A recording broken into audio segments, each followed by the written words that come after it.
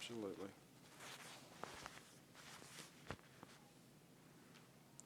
Okay. Yeah. All right. Got that? What we got? All right. Which one you want to start with first? Let's start with the cross-dresser. Okay. I got to remember not to lean back in that chair. Okay. Yeah, we're okay. Okay.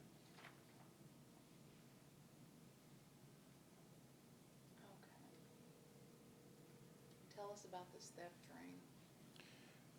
During the week of April 14th to April 22nd, we received numerous calls regarding some suspects that were similarly described, one of them being a black male who appeared to be a cross-dresser. In the first couple of incidents, there were some thefts from clothing stores where the suspects came in and grabbed clothes off the rack and then stole the clothes. The vehicle description was the same, the suspect descriptions were the same, and in all the cases the witnesses reported that one of the suspects appeared to be a male that was a cross-dresser. And from there it progressed to where the same suspect who had a unique tattoo was also listed as a suspect in some purse thefts at some local washaterias. And from there the suspect progressed to where he actually began using pepper spray on his victims, and in an attempt to get to where they could not locate him or ID him, and actually became a robbery at that point, and taking the purses from the victims.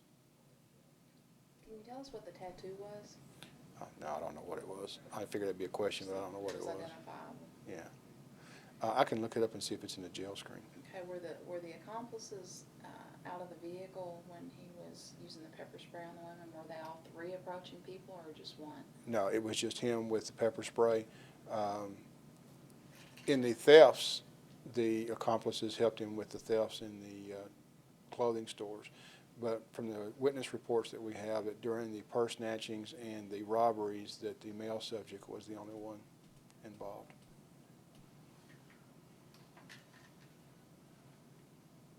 Okay, and how were you able to capture the three of them so quickly? In the last purse theft, witnesses called 911. Officers were in the area and were able to stop the vehicle a short distance away from where the purse theft occurred. And as the officers made contact with the people inside the vehicle, they observed in plain view the victim's purse with the credit card with the victim's name on it. So we knew then that that was the one that were involved in it. What kind of stores was he going into on these clothes? I mean, are we talking Walmart's, Targets? Are we talking these small? Actually, the first store was a card and paper store, and they had gone into the store and stolen some candy and other miscellaneous items out of the store. The second store was well, it was actually Catherine's clothing store off of West Davis. And they went in, and while the clerk was being distracted by some of his accomplices, then the male went in and stole clothes off the rack, and they all ran out to the car and then and left in the vehicle. Is Catherine's a store for large women? Large women, yeah. Thank you. How large is the suspect? He's a tall, slender black male.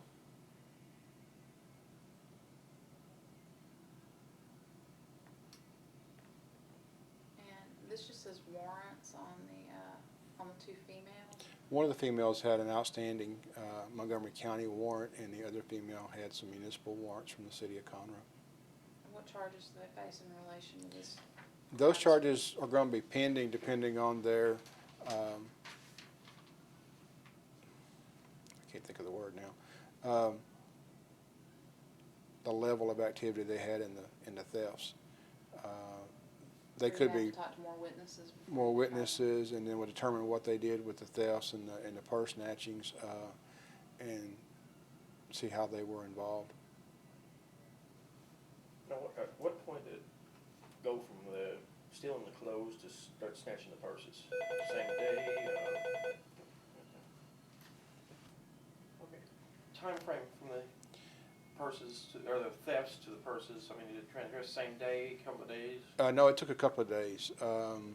The first two thefts occurred from the stores within a 2-day time period, and then the purse thefts began towards the middle of the time period, and then the last 2 or 3 robberies actually came on the next to last and last day that they were involved. No, what, just walk up to these women, pepper spray them? They were using the washaterias, and he would go in, and instead of actually waiting for the person to leave it out of their attention, he would actually just go in and pepper spray the owner and then take the purse. People in the washateria or them by themselves? Or? Generally, he waited until there was only 1 or 2 people in the washateria. And in one of the instances, he did 2 purses at the same time. He actually pepper sprayed one of the victims, took their purse, and then reached over and got another purse at the same time. Kind of bold. Yeah, very bold. So this wasn't occurring in parking lots? Now, this was inside washaterias, yeah. Any one of those washaterias video or anything like that? No, they don't have videos. Where were these 3 people from? Are they All Conroe. Yeah, they're all Conroe.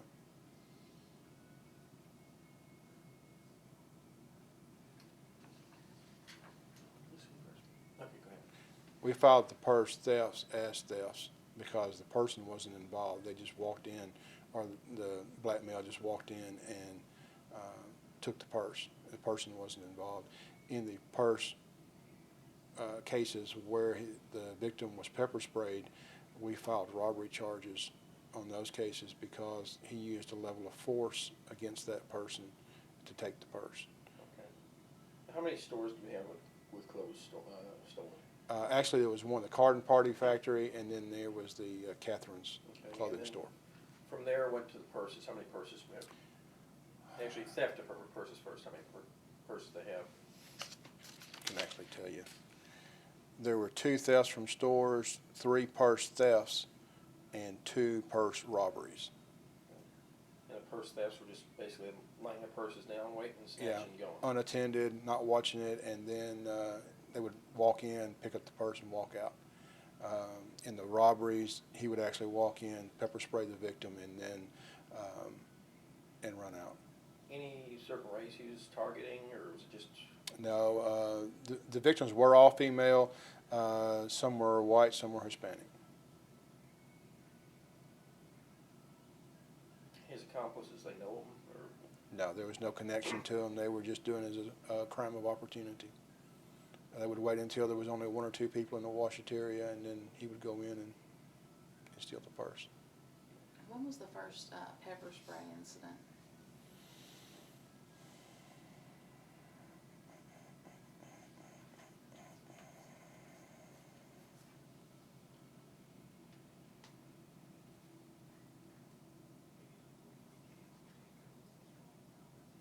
I would have to look it up.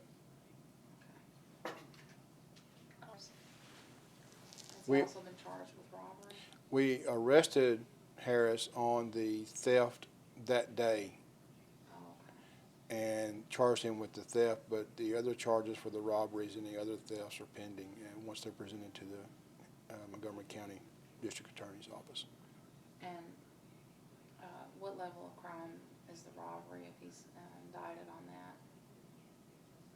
You ask the hard questions. Committing theft. Okay, if you commit a theft, and it means conduct that occurs in the attempt to commit during the commission or immediate flight from the attempt, commission of a theft of property. Okay, here it is. A person commits an offense if in the course of committing a theft with the intent to obtain or maintain control of the property, they intentionally, knowingly, recklessly cause bodily injury to another, or intentionally threatens or places another in fear of imminent bodily injury or death. That's a 2nd degree. Now, in this case, we're going to file robbery on them because what they did was intentionally, knowingly, or recklessly causes body injury. The pepper spray causes a temporary bodily injury, but those effects go away. There's no long-lasting effects to it. However, if it were a gun, knife, whatever, or actually uses force against a person, physical force, then it would be aggravated robbery because they cause serious bodily injury or exhibit a deadly weapon, or caused injury or place them in fear of their life. And so that makes that a first-degree felony. You want to go back over that one again? Let me get one more thing before you do. Ask me the question again on the two. Yeah. In the cases where the purses were stolen and they were left unattended and stolen, we filed theft because the owner is not involved. There was no threat against the owner. He just walked in, picked up the purse, and left. In the cases of where force was used, in this case the pepper spray, it makes it a robbery because even though it was temporary, there was bodily injury to it. There was a level of force used against the owner of the property. That makes it a robbery. In the event that it was serious bodily injury, such as bones being broken or some type of physical force used against the owner, or a serious weapon such as a gun, knife, or something like that, that would make it aggravated robbery because there's a possibility for serious bodily injury or puts the person in fear of their life. So we're going to file robbery on those charges where he used the pepper spray. Okay, one more. To run real quick through the scenario again. From this time you got the call, the first, where the investigation started at, what brought you right through it? There were a series of calls which began on April the 14th. And the first couple of calls were thefts from stores. And that involved a black male and some black females who were stealing items out of the store. Witnesses described the black male as a cross-dresser and also had a significant tattoo on his neck. A couple of days later, we started receiving calls about purses being stolen from women in washaterias. The only difference is, in this case, the suspect was a black male and had the same unique tattoo on his neck. So we're linking that to the first two thefts as well as the purse thefts. Later, during the course of the week that those thefts occurred, the suspect allegedly used pepper spray to slow down his victims, to keep them from identifying him while taking the purses, which actually caused it to be a robbery instead of a theft. And so all total, there were 7 cases over an 8-day period. And so they were, over a week-long period of time. And in the last case, where it was just a purse theft, officers were actually able to make contact, stop the vehicle, and make contact with the suspects, and they were eventually arrested for that theft. Are they cooperating? No. Actually, one of them did make some statements to us that implicated some of the thefts and robberies, but for the most part, they've not said a whole lot about their crimes. Do you expect these arrests to clear up any other crimes in the area? Right now, we're looking at the thefts and the robberies, the purse thefts, all in one series. We've not heard of any other cases that have come through that match this description. What about outside agencies? Nothing here there yet either? No, we haven't heard from anybody else. They've been in Conroe for a while. They're all Conroe residents. Prior, have you handled them before? A couple of them do have some local history with us. The third suspect does not have much of history at all. What about the black male one? That's the one that doesn't have much history at all. You decided to do something now, huh? Yeah. Okay. New line of work. Yeah. What kind of car was it? I think it was a gold-colored Saturn, small car. Small car? Yeah. Something pretty well identifiable. No, take it back. Okay. 98 Camry? Yeah. An unknown, just psychedelic color? I'd call it 10. 10, okay. That's safe. Mm-hmm. Okay. All right. Now, like at Catherine's was the clothing store. Clothing store. What about paper store? Which paper store they hit? Right here behind us. You know the little shopping center right here behind us? Mhm. It's right there, Card and Party Factory. Kind of really getting close to PD, huh? Yeah. Yeah, then what about the washaterias? There's one out on East Davis, just past 10th Street on the left. There's one,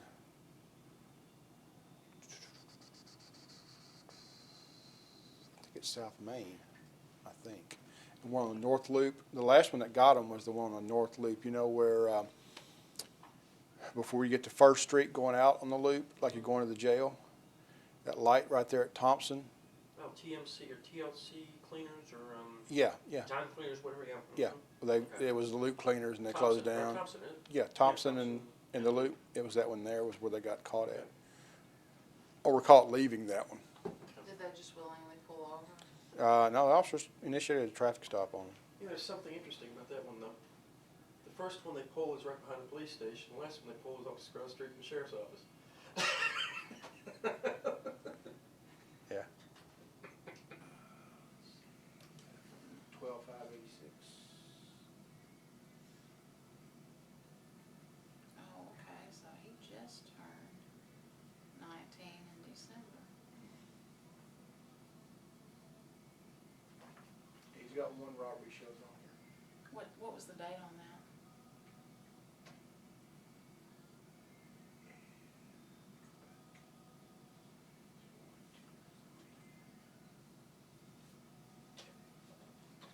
Yeah, 'cause that no bond, usually there's a reason for no bond, probation, parole, something rather, hold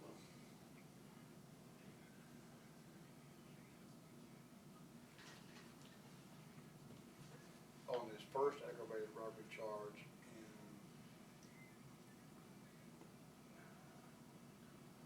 October of '05. So he's probably hadn't even gone to court on that one yet then. He spent 3 months in jail. On a robbery? I don't know if he posted bond or whatever. I don't know what happened with it. He spent 3 months in jail and was released.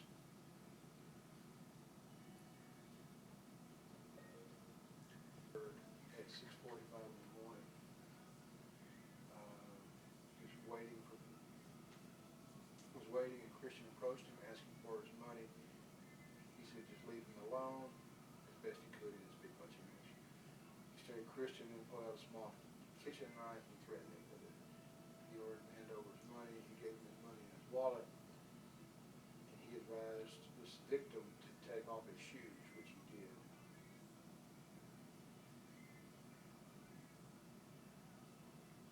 The suspect Christian then ran off, leaving his property behind, the shoes behind.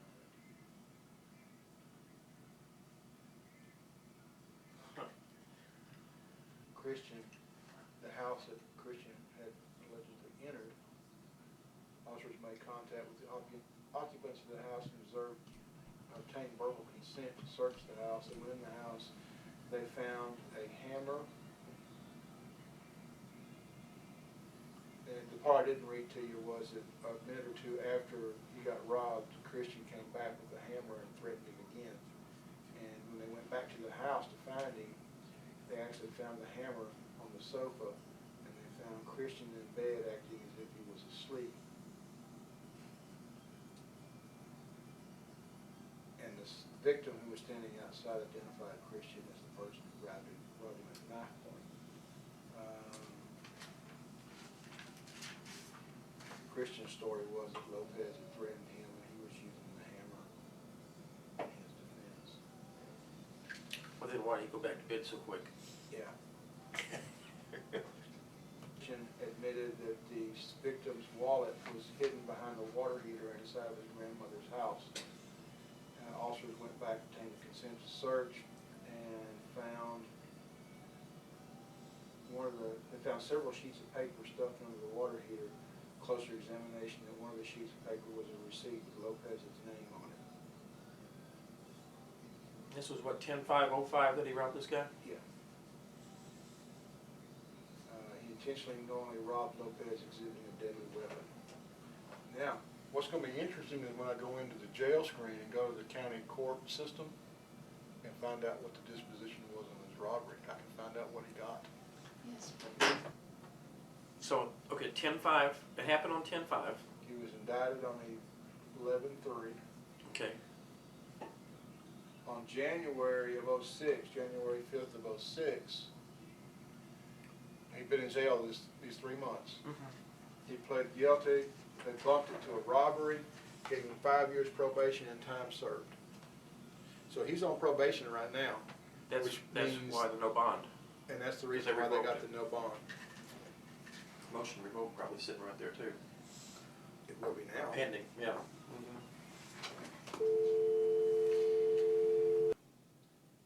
Okay, let's run it down again. All right. We started receiving calls on April the 14th regarding some thefts, and over an 8-day period, we received 7 calls, which we believe involved the same set of suspects. In all the cases, there was a black male and 2 black females that were described. And in the first 2 cases we involved theft from 2 stores here in town. The first store was a card and paper store, and they described the suspects who came in as a black male and 2 black females. And the black male was described as a cross-dresser, and they left in a vehicle. A short time later, they were reported again going into a clothing store here in town and stealing clothing from the store. And the same description was given of the 3 suspects, and also the male suspect was described as a cross-dresser again, and also with some unique tattoos, particularly on his neck. A day or 2 later, we started getting calls concerning purse thefts, and these purse thefts were occurring in washaterias around town, and they were reported by females who were washing their clothes, and where the suspect, this time the male, went in, and while the purses were unattended, he just grabbed the purse and allegedly ran out with the purse. Towards the end of his spree, in the 7 cases, he actually got a little bit more bold and used pepper spray on his victims, which actually bumped the charge to robbery, and in this case, and that's for the charge we filed on him when he was arrested. All total, there were 2 cases from stores that were thefts. There were 3 cases of purses being stolen as a theft, and then there were 2 cases where he used pepper spray to detain his victims, to slow them down, keep them from identifying him, and then taking the purses. So with that force, it made it a robbery. And now he's right now in the county jail on robbery charges. Correct. All 3 of those suspects were arrested the day of the last incident. He is still in county jail right now in Montgomery County and is charged with robbery. And is he fairly well known to this department? He does have somewhat of a lengthy criminal history. We have handled him here locally in the past, and so that's one of the reasons why he has right now no bond, because he does have a previous criminal history.